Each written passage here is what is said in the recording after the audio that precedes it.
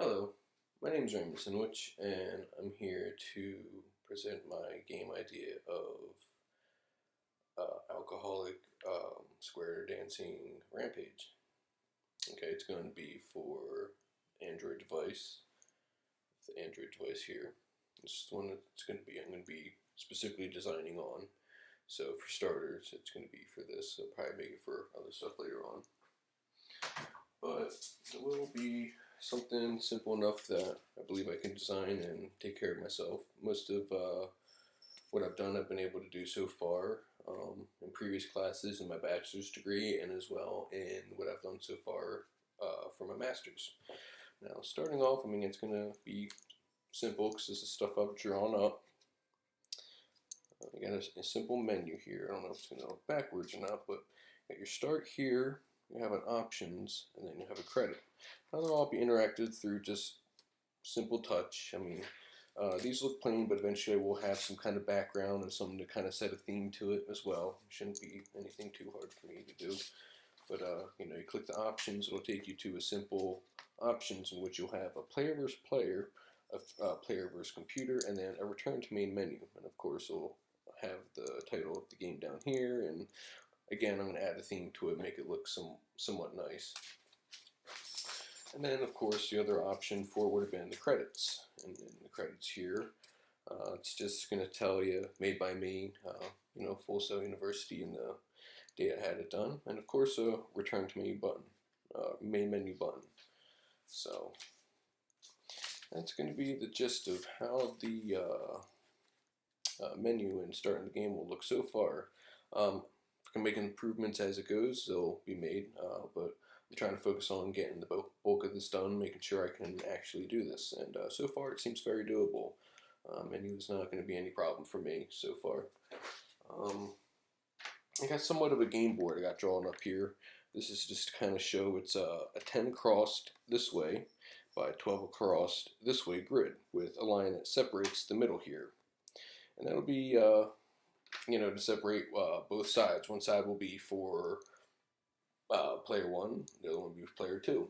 Which, the way I'm going to theme this is, there's going to be two rivaling families. One's going to be trying to get the other's alcohol, essentially. That's why it's alcoholic square dancing rampage. And square, of course, is, well, play a little pun there with the squares. So, but they will have barrels of alcohol in each one of these here, and that's just something I can add to it.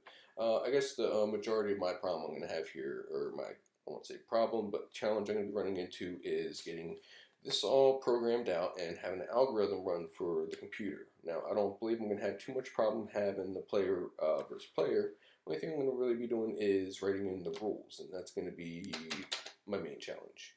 But I don't feel it's going to be too much that I can't handle. I believe that it's something that make a pretty fun and interesting game.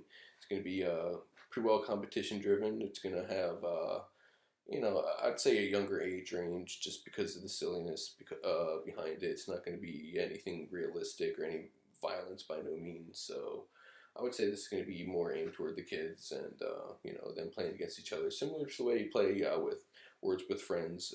That's something I would like to do eventually, is have it online. But at the moment, we're probably just going to end up sticking with it, just one player versus another, two players, similar to the way it was done in our Tic-Tac-Toe project. That's why I find it at least doable for me. I can do that much. And then I have the computer AI. That's going to be one of my next challenges. That's going to be where another good part of my focus is going to be trying to get that to work within the grid that I'm going to have. Now, that shouldn't be too big of a road bump because I can work with a lot of similar AI I used for the Tic-Tac-Toe game. It's just going to be a much larger grid, and it's going to have a different set of rules it's going to be following. So essentially that's what I'm going to be running into. This is my pitch. Hopefully you guys enjoy it. Anything else I can think of? At the moment, I think I've pretty well covered.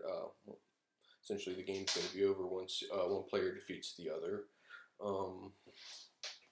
I guess to attack or to move in the game, each player will, a standard. You'll roll to go first.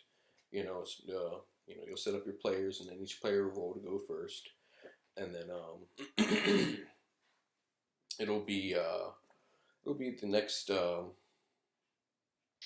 player's turn to move, and each player will have their 6 characters. And let me get my game board here. This will maybe help me out a bit more. Now you have your game board here, and each player will have their 6 characters that they'll set up on each side here from the start. And that will help them to, this line here will help them to show where you got your space you can work within at the beginning. So you can place them anywhere in here from the start.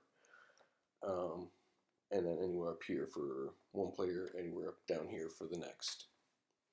Now once that's figured out, you need the player to find out who goes first. There'll be a roll button that will appear right here that'll just be a little touch to roll, and it'll be a random number generator 1 through 6, and it'll appear here, player has rolled this, or player has rolled that, and player 2 will be rolling from down here, player 1 will be rolling from up here, so it's kind of going to keep their tabs from up down, from here for one player, here for another, and that's just something simple for just adding a button to add a random number.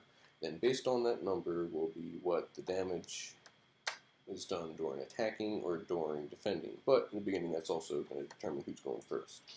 Now the characters, there's going to be 6 of them, as well as 6 barrels. The 6 barrels will start off at the top lines here, one down here, one down there. And you can pick up the barrels, other players' barrels, and move them on your side. Now you won't be able to use them once you get to your side. So these are going to be some of the rules I'm going to be trying to script into there. Now, that's essentially the way it should be working. The game will be over once you either defeat all the other players, or you're able to get all their alcohol. So if they have more alcohol, that's basically it. Well, I guess it's basically you defeat all their players, You can collect all their alcohol, but I guess they still have the players. So, yeah, I guess the game will be over once you defeat all their players. I'm sorry. But, doesn't hurt to take all their alcohol, it gives you the upper hand. Alright, well, I hope you enjoyed my pitch. I think I've covered everything I could. Thank you very much.